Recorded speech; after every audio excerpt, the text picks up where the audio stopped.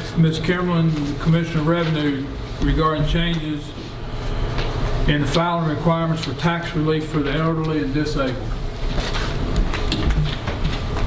You over there, how you doing? Hi. Switched. Good evening. Hi. I'm here to discuss with you, for your consideration, and making a couple changes to the filing requirements and the amount of tax exempted for tax relief for the elderly and disabled on real estate. And this would actually be effective July 1 of 2020 for fiscal year 2021. The filing, though, has to be done starting in February, so that's why we're doing it now. Under the current ordinance, it allows for a total income not to exceed $35,000, and there's an exclusion for income of other relatives and disabled owners of $7,500, and then there's a total financial worth not to exceed $80,000. And I'm asking if you would consider increasing the total income from $35,000 to $40,000, leave the exclusion of $7,500 the same, the net worth the same, but I'd also like to ask that you consider raising the amount of tax that is exempted. Right now, we exempt up to $150. That's the most that they can get, but I'd ask to increase it to $200. And the reason that I'm asking this, we had a couple people, probably around 3 people, who were getting very close to going over the 35 within a couple $100. And then also had this year about 7 people who were not eligible because they were over. And if you look at this year's filing, raising it to 200 would cost approximately $5,100 in additional revenue from going from 150 to 200, and I took into consideration adding a few more people that would be eligible to file.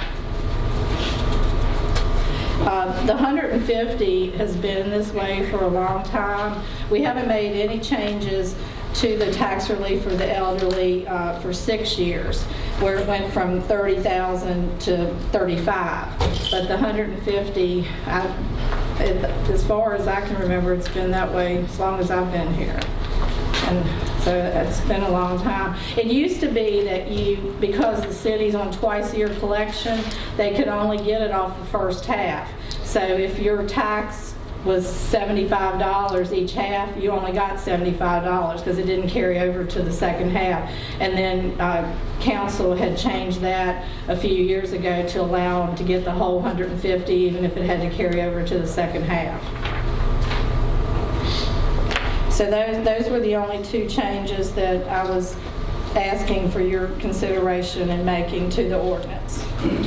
So in the memo that we have in the second paragraph where it changes from the current ordinance allows total income not to exceed $35,000, the exclusion of the income of other relatives and income of disabled owners is $7,500.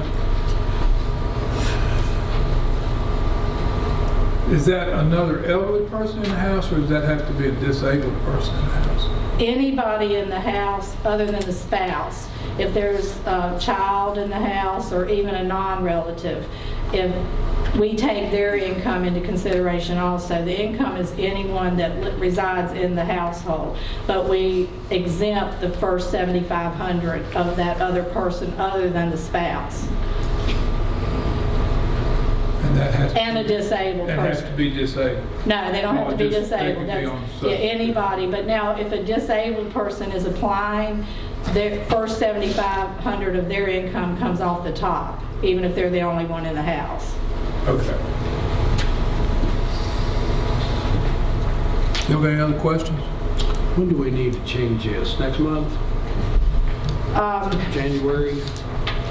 Yeah, if we have, I guess if the first reading was this month and the second reading December, that would be fine.